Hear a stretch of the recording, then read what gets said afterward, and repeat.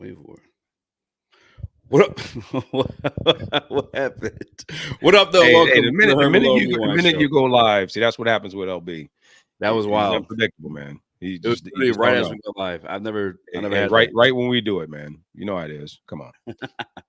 Well, welcome to the Herman Low Rewind Show. We will be joined by Lomas Brown at some point to be joining us recapping the Detroit Lions' victory over division rivals Minnesota Vikings. Herman, how was the rest of your birthday yesterday, man? You know what? It was good, man. I had a good time. I had an opportunity to just really relax and bring in that new 25-year-old soul that I got. You know what I mean? So, but with that 55-year-old wisdom. That's So the yeah, it best way was you do it, good man. to come in, man. I appreciate everyone that reached out, man. The fans were awesome, man, coming out wishing me happy birthday. And again, man, feeling appreciated and it goes a long way. So it's all good. Absolutely. Speaking all good. Detroit Lions absolutely rolling. I think we got Herman, or we got Lom coming in soon. Let's see. Is he ready? Here we go. Ready, yeah. All right. Hey, Lomas. Hey, Stop Lomas. it, Hey, Herman. Go on, man. Go on, man, I'm gonna Herman. leave you alone, man, because I I know don't how need dial up it. is I these don't days. need I it, know how it is. man. I don't Hey, need it, man. hey, Go Lomas, ahead. I know what you got aluminum foil out there on your car somewhere, Oh right? my On the antenna on your God, car, man. trying to You get a better see, I signal. don't need You're this. doing I old don't school, need brother. You all can't do this. that. Come on, I Low. You thought showing we your I age, thought brother. we were ready. I thought we were ready to go. Are we Hey, recording? brother, I'm always ready. Yeah, All we're right, live. let's do it. All right. Hey, Hey, yeah, come on, man. We yeah, already live, brother. yeah. Hey, Lomas, we talked about it yesterday. Herman and I kind of went back and forth on it. It's just unfamiliar territory as a Detroit Lions fan, but is Jared Goff in the MVP conversation right now after yesterday's game?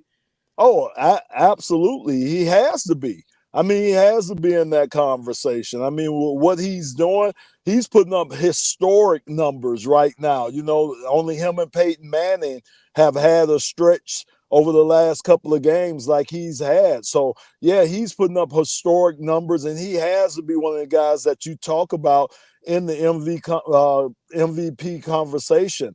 First place team. He's doing everything he needs to do, and I don't see why you wouldn't put him in there other than his name. I mean, you know, that seems to be the only thing that don't get respect around there. So yes, he has to be an MVP candidate. Harm, you had a night to sleep on that question. I know yesterday we were trying to figure out what our answers were really on that one. How you feel about the Jared Goff MVP candidacy? Lomas, this is what I started with this. I said before we can start to define candidacy and we define MVP, it's just no different to me when I talk about, when we talk about who deserves to go in the Hall of Fame or who goes into a Pro Bowl, who gets to be picked as all pro, and the player of the year and all these things. Well, there's criteria. So defining what the criteria is, and then you basically, in a very simple way, you check the boxes. And then any player that you put on that list are going to be matched against those particular criteria. And I think if you're looking at that conversation of Jared Goff, you're looking at a conversation of what constitutes an MVP player. It's one that, up levels his team. He takes them because of his play. They're a better team with him than without him. And he's hard to be replaced. 2, leadership. Does that person provide leadership? Because we're going to get to the statistics later, because that's going to be objective. Those are things that, the numbers are the numbers. And, you talked about it there, what position is this team in? Are they a competitive team? Are they in the running to win at very least a division, 2, go to postseason play, and 3, have an opportunity to win the actual a Super Bowl championship with that person in the helm? Yes. Can that person affect all phases of the game, the offense, the defense, and the special teams? Yes, he does that. Offensively, he's got to score, he's got to move the ball, he's got to put defense in a position to be competitive and win. He's got to be able to elevate the players around him. He's got to be able to motivate. He's got to be looked upon from his team as leader. And then the last one that's missing, one of those things that's missing, is what you talked about. Will he get the respect, though, from the media, from other players, from the other teams, and from those that really are doing the voting? So, And then that's where it comes down. so Herm, so I mean everything you said is true, But what has happened, Herm, over the last few years with that award? It's become a quarterback award. Think Yeah. about it. Well, that's what I'm saying. They give it to the core. So I I think can't they need think to of. remove it from that. I think That's they what need to you remove it from that. exactly right. Everything Absolutely. you just said Absolutely. Because is they the just criteria. automatically think of the Exactly. quarterback, and it's not. Quarterback position is one that starts with it, but you got to Exactly, earn that. Herm. Absolutely. That's why I said when the question was asked if he's an MVP candidate, yes, because he's a quarterback. His team is in first place. You know all the things that you didn't. You know what you. It's all the things you didn't say that they're looking at with this award. And you're right. They should rename it. It should be the most valuable quarterback award, you know, more than the most valuable player. Because you're right, they don't impact all those other areas, but yet and still they've been getting it each and every year. I don't know who was the last non-quarterback to get an MVP. I think it was Adrian Peterson, wasn't it? I think he might have been the last non-quarterback to get the award. So, you know, it's a quarterback award now. Yeah, I just think it's kind of narrow to me. I think it when you look at a player, the quarterback is a very important player, but I've seen where you can have a subpar quarterback, and that quarterback is made better because of the play of the other players around them. Yep. And also receivers can also make quarterbacks better in terms of statistics and their ability to come up with certain plays and give them a room and a margin of error if they're not the most accurate quarterback. So I just think that when we look at MVPs, um, we look narrow, we don't look wide, and we don't understand the fact that this is a team sport. So when you have the most valuable player, that person may be the most valuable player on that team, but they may not be the most valuable player in the league because they're not going to get the same respect across the board that you get from everyone else. I'm with you guys. I agree on that one because certain quarterbacks. I mean, we talked about it weeks prior. The run game kind of sets everything up for JG, but he's cooking. There's no Right. denying JG cooking when that run game does get set up. But that's a whole other conversation. I know you guys didn't play quarterback, so you feel a certain way on that one. But how about this, Lomas? Herman and I were talking last night. Obviously, we talked about the MVP, Jared Goff. How about Brian Branch entering the Defensive Player of the Year conversation? That's a bad man right there. Oh my gosh, man. It's just, man, I'm telling you, that one INT he had, Herm, the closing speed. That's what got Right. me. Got him. Lomas got cut off again. I want to say this too. I know that I know he got cut off. He might be getting cut off too. I know that right now we're coming in. We appreciate those that are looking on. I know we're competing right now against the press conference with the coach. So I think we want to maybe pull some of that in terms of some of the conversation that maybe he had there. I know he's also we talk about Coach Campbell, and I would be interested. I may pull it up on the side here just to be able to listen in a little bit, and then maybe we can talk through that. But if you want, I could put it up alongside us if you want, and we can. Yeah, if you want to pull that in, I think I think it'd be great for us to be able to pull some of that in, and then be able to hear what's going on there, and then be able to have some comments after we're listening, because it's important to hear what the coach has to say. It's important to know after he's gone back and watched film. He's given us that initial reaction the day before on the game. And we were talking about coaches at the podium, or he's doing his press conference right now, and being able to pull some of that information in and to be able to hear a little bit of that and then comment on that would be great as well. Did you want your thoughts on Brian Branch? Or want me to go to Coach? No, go ahead, the coach. All right. I know that you got to be careful. You have to be careful. And, I remember You guys when hear I him? was interim. Yep, we can turn up a little bit. It was really the second game that I coached. We got up on Houston big. We were up, man. There you go. 3 or 4 scores early in the game. And I remember going into the fourth quarter, and we still held a pretty good lead. And I started pulling starters, and man, they started roaring back. They started coming back, and they scored, I don't know what, a couple of touchdowns. And all of a sudden you're sitting there, and then we had to go get our starters back in. And once once you let off the gas, it's hard to get them back going and accelerate again. It's just kind of the mindset of, and so you just have to be careful. And it's the same way. You go too conservative too early, and teams in this league, they'll come back on you, man. And all of a sudden you turn the tides and you get in a funk you can't get out of. So you just have to be careful. The big picture implications of that win. It's NFC North. It's an NFC. It's on the road. Good team facing adversity. Just all those things to be able to put them in your back pocket. Yeah, it meant a lot. And I said this last night. I didn't want to call it a must win, but our guys know how important it is. And we've said it all the time. If you know, when you talk about the end game and where you want to be at the end of this season, then you got to work backwards. And what are the steps to get there? Man, you got to win your division. That's where it starts. Because if that's really what we're saying, everything needs to run through Detroit. And to do that, you got to win your division games. And then you get a home game in the playoffs, if not more. So it was big. That team, listen, they played a good game, and we knew they would. They're flying high. They were 5-0, playing outstanding defense, complimentary offense. They got weapons. You know, Coach O'Connell's coaching the hell out of them. And so to do all that, and that's the most hostile environment we've been in this year, by the way, and probably really for a while. You know, those fans were bearing down on us. It was loud. I mean, it was great. So that was big for us. We've had so much success with fakes. This one was kind of ugly looking. What fell apart? Yeah. What fell apart with the design here? Well, look, we didn't. The look was there. We just, there's a couple of things we can do a little bit better with it. And so, like I say, I'm like, man, you want every one of them to work, and you believe they'll work. And if you don't have the look, you know, you check out of it, and it's all good. So the look was there, and we tweak a couple of things execution wise, and it's there. So look, I'm disappointed that it didn't work, just like anybody is, but that's not going to deter me from.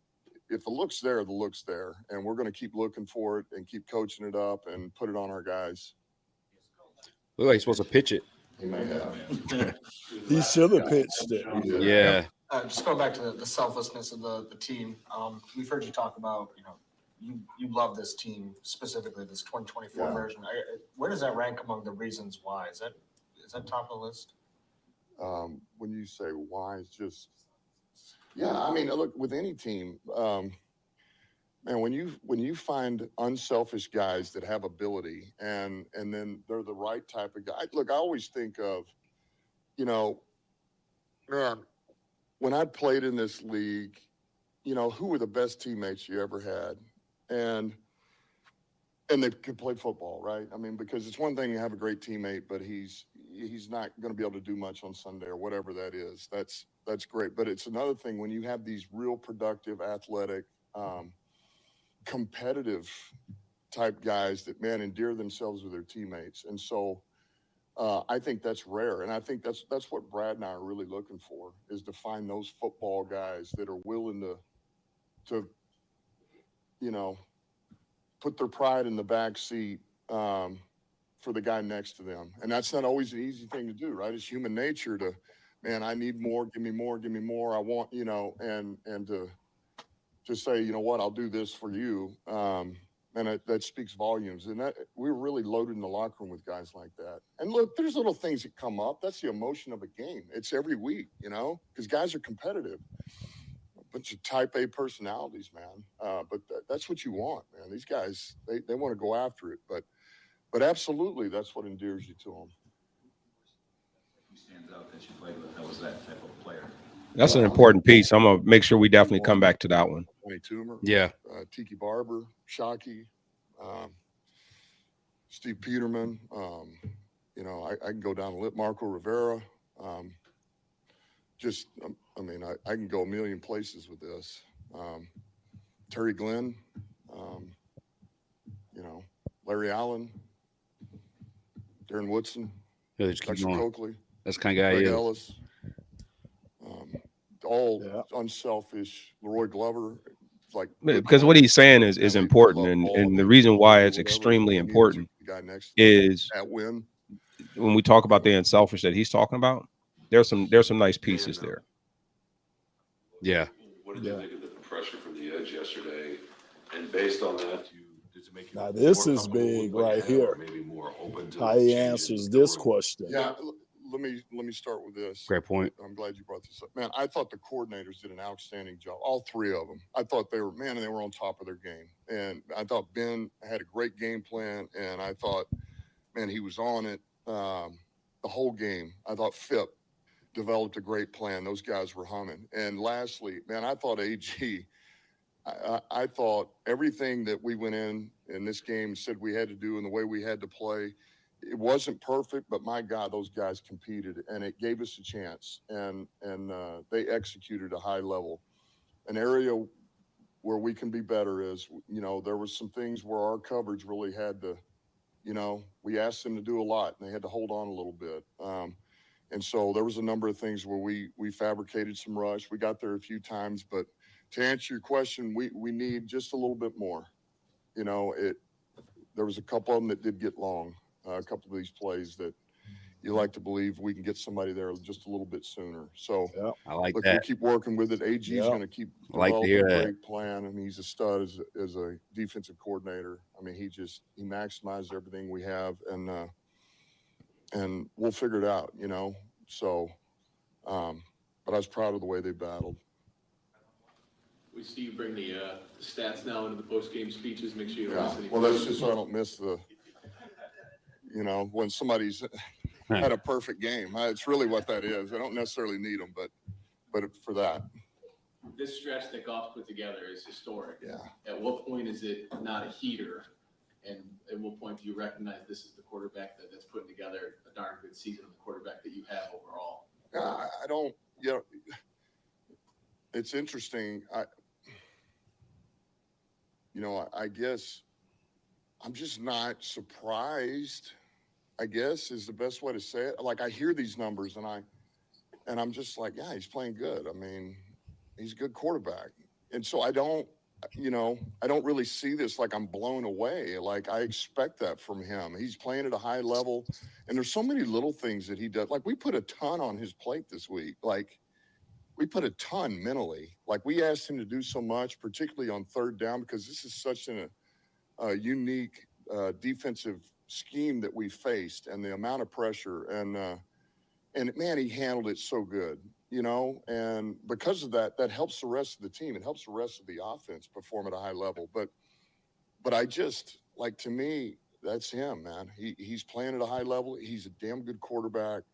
He's competitive. He's tough. And man, he's very accurate. And once again, when it's crunch time, the guy just, his heart rate just levels out. He doesn't get frazzled, and he makes big time plays for us. And hey man, I'm glad he's with us. I'm glad he's ours.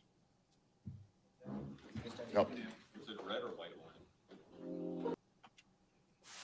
There you go. Yeah. I'm again, that defensive end question. I knew that was going to come up because I'm telling you, man, they're going to face some better quarterbacks than Sam Darnold. And he was able to buy some time yesterday. So they know they're going to have to get more pressure. They tried stunts. They were blitzing guys. AG, like he said, Aaron Glenn did what he could. And I thought he did a great job of sending pressure, disguising pressure, sending different guys. But you got to have somebody that, like he said, certain plays, he got to be able to get there. And right now, we just don't have that on the team. And if we're trying to get to the Super Bowl, which they're trying to get to, they're going to have a guy like that. Yep. Let me ask you guys this. And I want to touch on a couple of really good things. First, I want to just say what up to everybody that's in our chat, everyone that's watching online. Appreciate you guys joining in.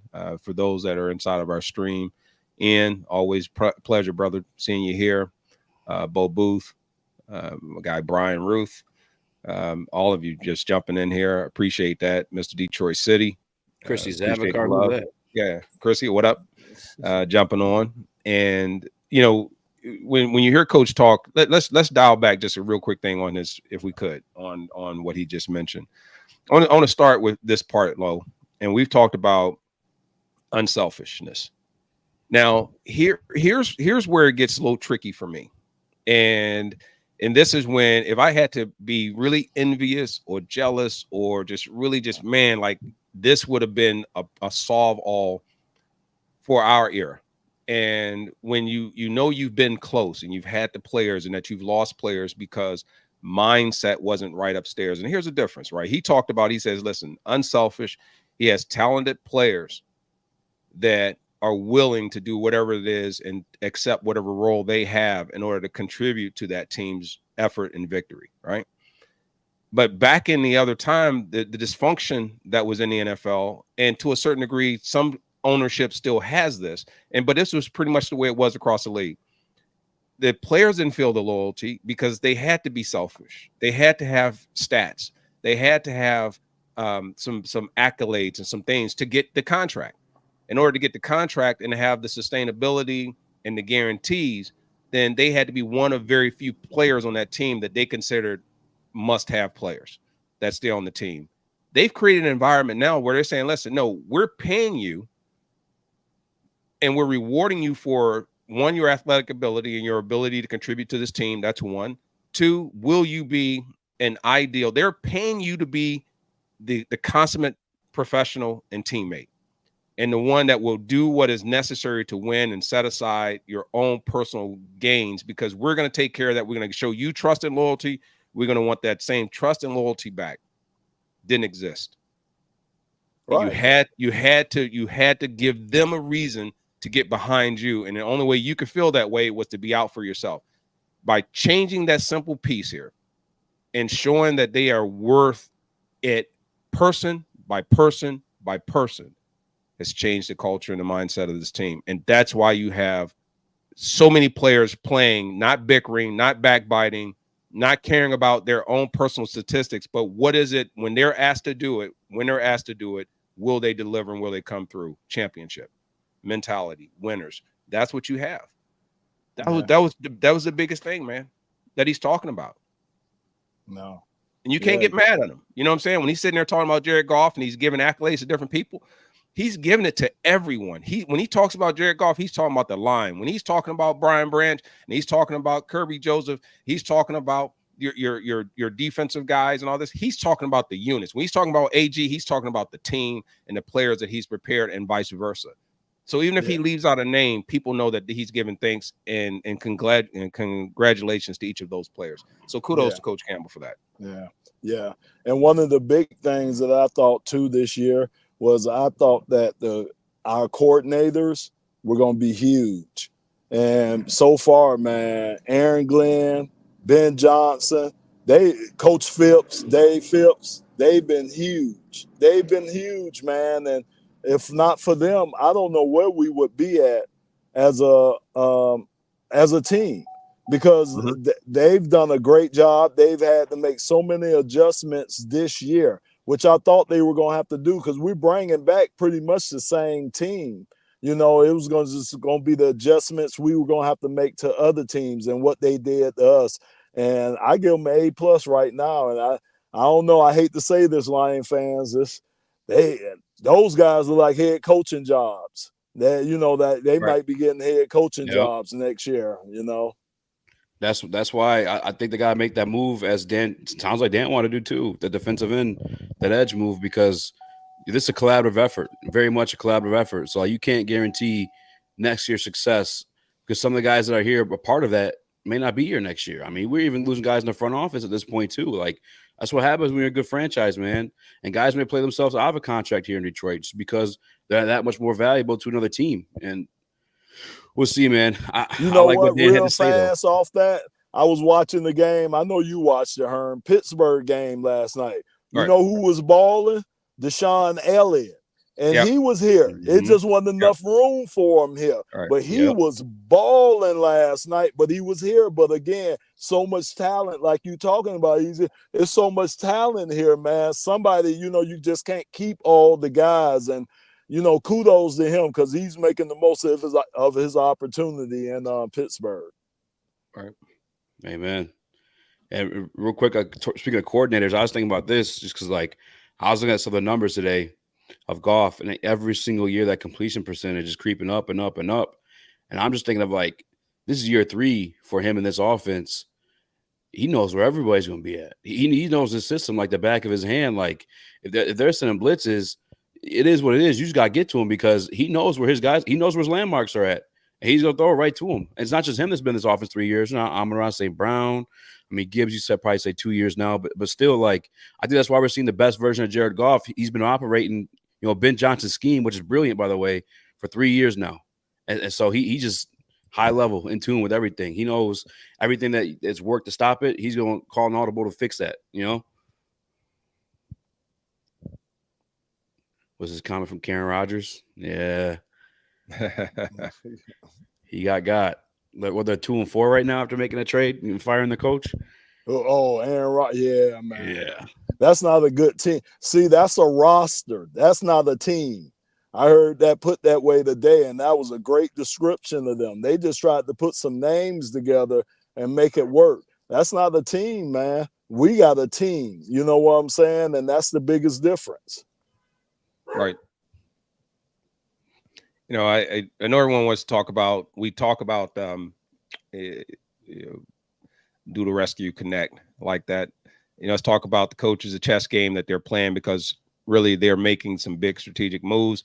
I think that there are other coaches that are watching us closely. I believe that, and I think this is a league that likes to mimic the success that others have. And we used to, when we have our playbook, we typically will pull from plays that are either similar or formations that are similar to what we have, that we saw other teams attack the opponent with the week before, and they had some success. So we'll look and see what's in our playbooks that are very close to that, or things that we can do or add, because there's always addition, right? We're always taking and we're putting plays in, we're taking plays out, and you're doing things because you see where you can really attack, and you see where there's openings and weaknesses within different parts and different phases of the special teams, the defense and the offensive units. And so playbook is important. Strategy is big. I think Coach Campbell and these guys, they're all, if you look at them, they're kind of different to a certain degree, but they're all the same. So Coach Campbell seems like he's one that really he wants to be aggressive. He wants to have that tempered, but he's gonna get the players to buy in, and ultimately, they're gonna get together. They're gonna come together collectively as coaches and the entire unit, say these are the best plays for us to call.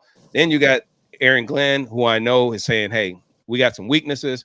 I got to play a little bit, not as attacking, but I got to be more strategic. I got to be, a little bit more, cloak and dagger. And we got to figure out what's the best mix to kind of throw this opposing offense off. And then you got the offensive unit when they're going, hey, we can get out here and basically attack people.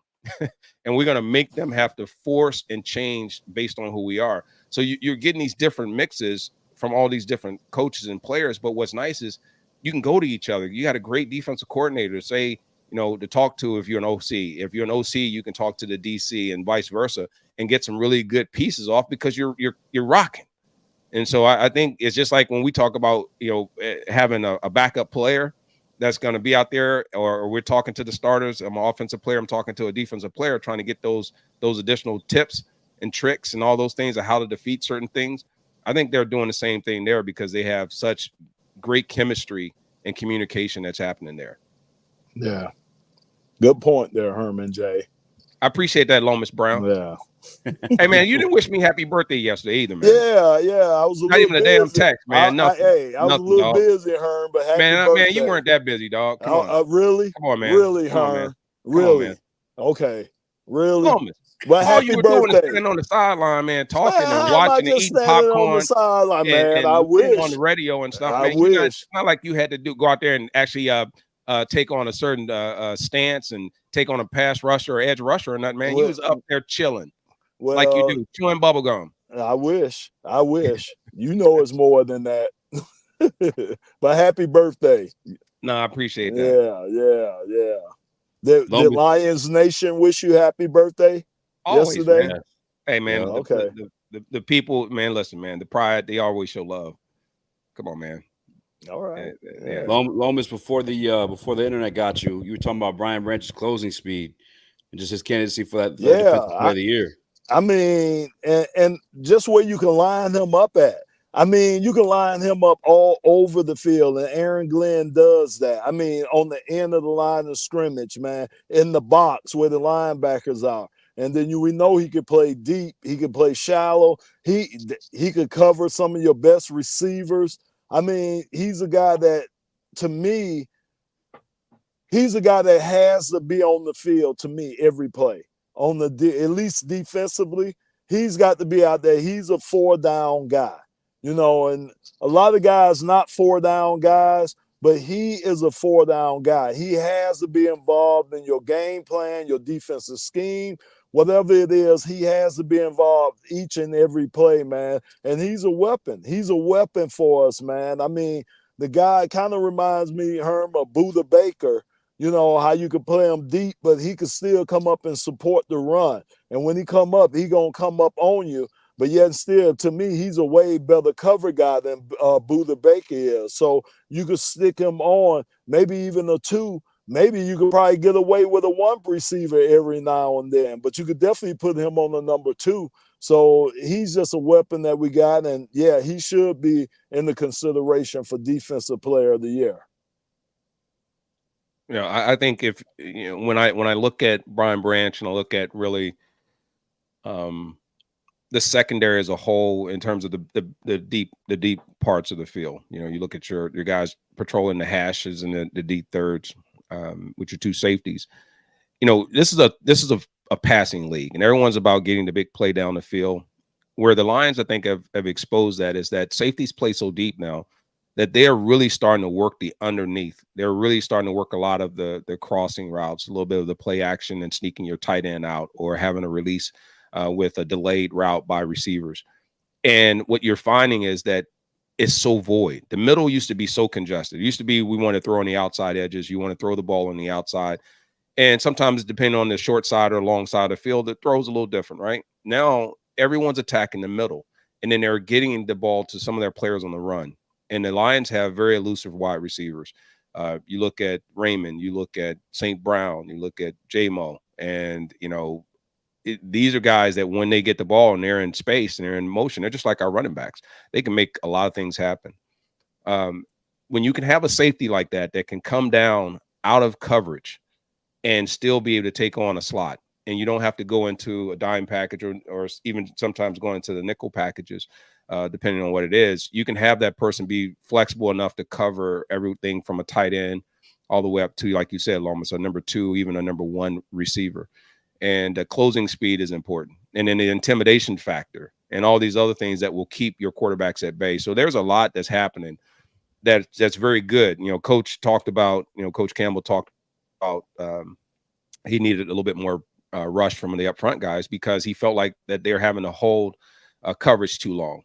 And that's where I see if they don't get something happening along the defensive line and get a little bit more pressure. It's different to get pressure, but when a quarterback like Darnold or any others that can step up, reset the pocket, or find additional time, then it's all for naught. You're not even holding containment, because if you're letting them be able to step forward and you get edge rushers, the middle can't be soft either. You can't create lanes for some of these quarterbacks to throw and reset.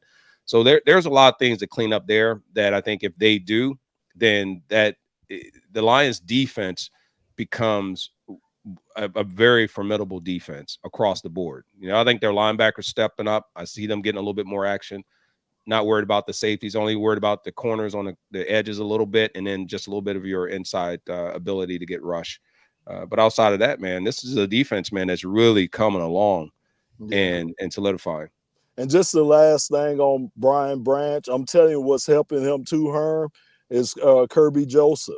I mean, if you got another safety that when you could leave one deep safety and he can cover, 4 interceptions, all of them in the end zone. Kirby's been spot on. He's say if Brian's 1A, Kirby's 1B. So for Brian to be able to do what he can do, you have to have another safety that can cover, when you blitz and Brian, or when you got him working the slot and working underneath, you got to have somebody to protect deep. And that's what Kirby Joseph has been doing. So I expect Aaron Glenn to start playing Brian closer to the line and maybe even trying to take away some of those underneath routes you talking about, Herm. Maybe start trying to take some of those things away, because you're right. Right now, they taking the long ball away. That's all teams can do right now is really just check down against us. Right. The only concern I'd have is if you start to bring them out of there. I think I'm almost better with teams working their way down the field a little bit and having to sustain long drives, because it gives you an opportunity. Maybe you get a guy that slips in on a rush, or you get them to the more plays a team has to run, especially if you make it to where it has to be consistent. You start getting into opportunities where guys get tired. There's a lapse in judgment. There's penalties. There's all these other things that can happen. But if they start to give up too much over the top, which they've been very good at not really giving up much, that's been I guess a win. We saw the pass interferences earlier with Arnold. I think they're trying to deter people from throwing to his side because they're walking him up. They're making him play either a zone or a hard man with his butt turned towards the sideline, so that he funnels everything back in towards the safety, so that it discourages quarterbacks from thinking they can come outside. You already know that guy's got double coverage. They're not even trying to hide it. So there's a lot there, man. But I think this is a great move for these guys. It was a big win, big win for this team on the road. He talked about in the division and how important that is. The NFC North, winning games there is going to go a long way, because I think it is the best division right now in terms of most competitive in the NFL, top to bottom from each of the teams.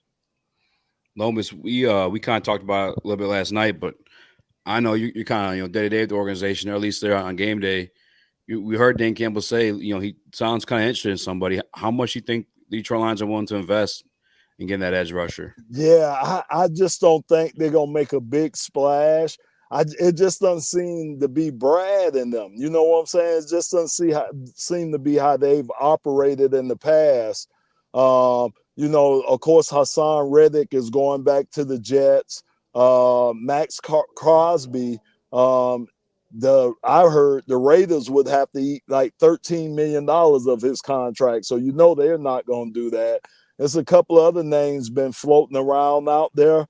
It may not be that big splash name that we kind of want, but he has the fit. And that's what Brad Holmes, that's what they said the whole time. Ever since they started building these teams, they said they have to be the type of player that fits, or be a Detroit Lion type of player. Mm-hmm. So, if the fit isn't there, I don't think they're going to make a big splash. But something, I know they realize something has to be done, but we just don't know what that's going to be. Harvey, think they should make that splash signing? I saw Deshaun Watson went down for the Browns. Is Myles Garrett a guy we could maybe dream for, cross the fingers for? This is an organization that I'll say it like this. We can look at in a more pedestrian sense, and those, even myself and Lomas, guys being on the outside, we can say we think that it should be this player, that player. There's names that we've heard in the past, like a Myles Garrett. We can hear about Max Crosby, and those that are kind of your wish list and everything in between.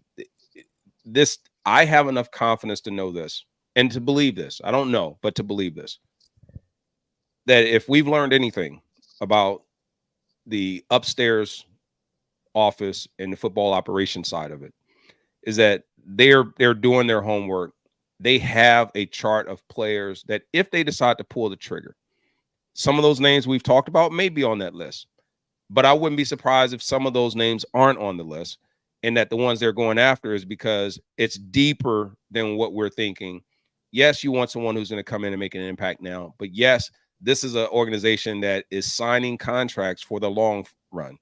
They're not looking for just quick hits and those things. If they can find something right now, I think they will, but I don't think they'll take any deal that's not what they want it to be, because they've done an excellent job of developing players. Maybe we get players who are coming in who haven't had enough time before, that haven't seen a lot of time because they were caught into the depth chart scenario. I see them now bringing those guys up working with them more, giving them more time and developing. Look at how many players we see that we either don't really know a whole lot about them, or we know a little bit about them, and all of a sudden they get in, and all of a sudden we see their development over time get better and better and better and more confident.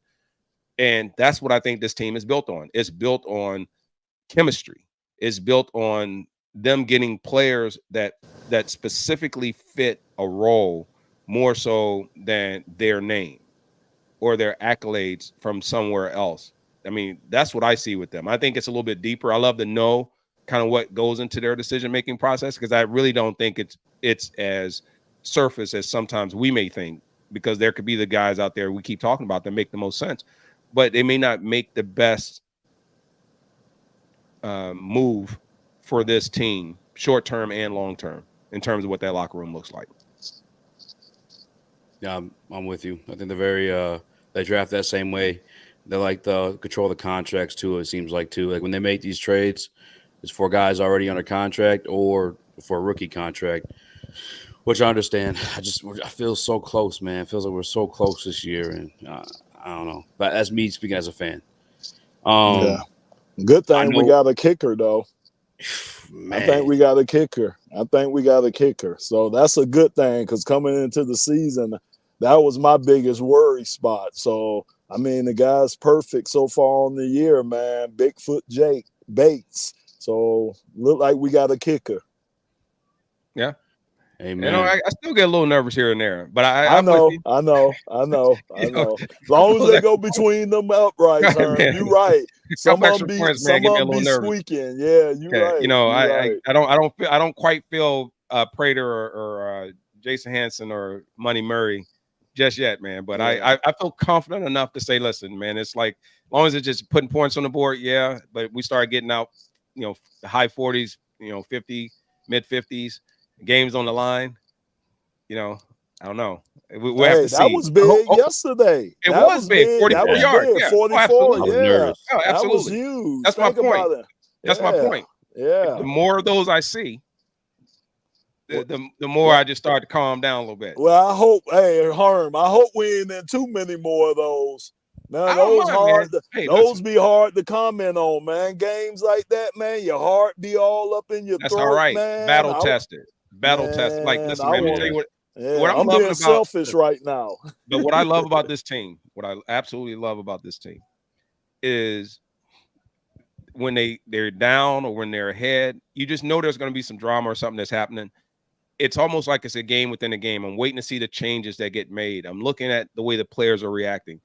And I haven't seen anyone just cutting up and just being upset with the coaches and being so upset with their teammates and everybody. It's like, I'm like, man, this is like the Brady Bunch of football. It's like there's no arguments.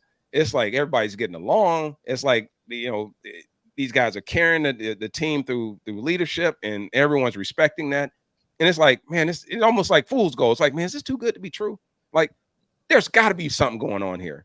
And I just don't think it is. I think this is the blueprint that is the envy of all the teams out there that are going, how in the heck do we put together a program, an organization, top to bottom, like the Detroit Lions have done under the new forward team of leaderships from the family to the personnel department,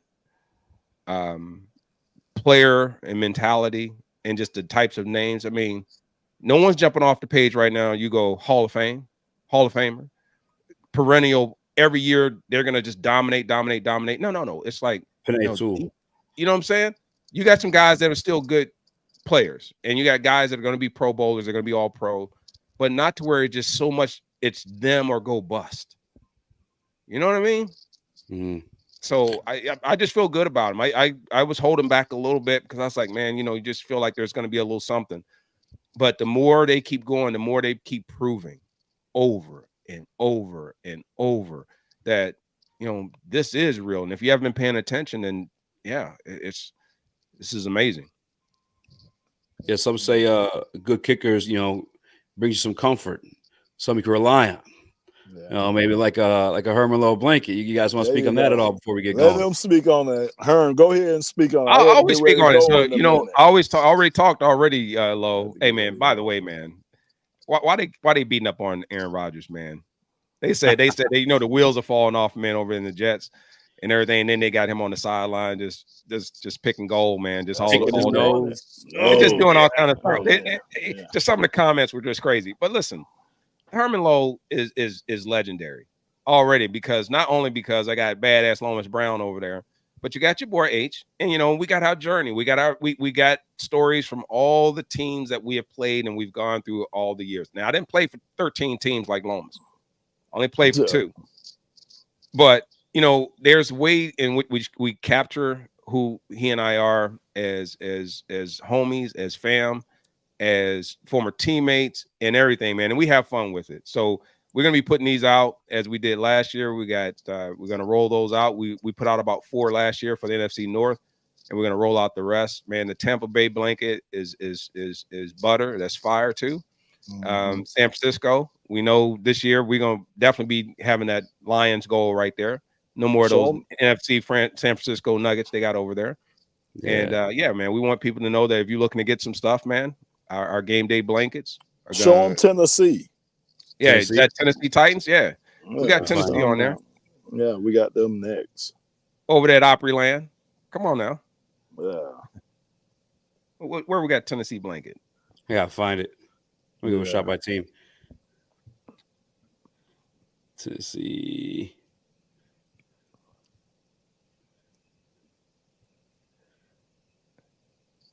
We'll start giving these out too, man. Like Lomas, I know you said you want us to hook some people up with some of these. Oh yeah, we're definitely for those of you that are chiming in, keep chiming in and following us.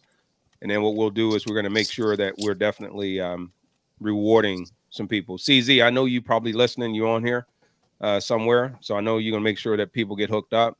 And heck, we can even start that this week, Lo. I'll go find a couple of those Tennessee ones. I'll put them up before the end of the week, so you guys keep checking in on all our channels.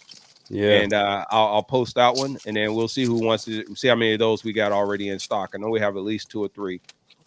Those are pretty cool too. The Tennessee ones are cool. That's just like the one you see behind me. That's the blanket. That's the stretch canvas. And also, Lomas, man, we got to put some of these together. You, myself, and a great artist. His name is Larry Dodge, who we collaborated with to do all of our artwork. We'll get him to sign some of those as well. And then we'll make it so that Loa and I will sign some of these as well, so you can have those hanging on your limited edition pieces. All 32 are represented. All right. Yeah, maybe if you guys are listening, you can post stream, maybe not on the live show, but on the post video here on YouTube. Comment your score predictions for the Detroit Lions for Tennessee Titans, and we'll pick a random winner. We'll get you guys a Tennessee Titans blanket with Herman Lowe, of course. Oh yeah. And by the way, Tennessee, I think that's going to be a beatdown. Yeah, at home, I hope so. Come on, Lowe. Yeah. I hope so. We'll see. What uniform you hoping they come out in? You want them in the black uniforms? You want them in the throwback original? Yeah, black was nice. I like the black, so I hope they keep wearing the black uniform. I like the black.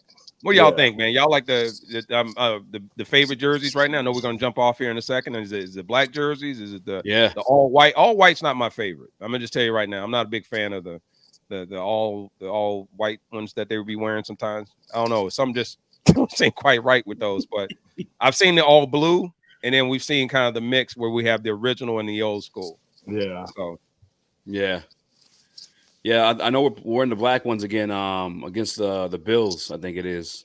I think that's the only other time we're wearing them for some reason.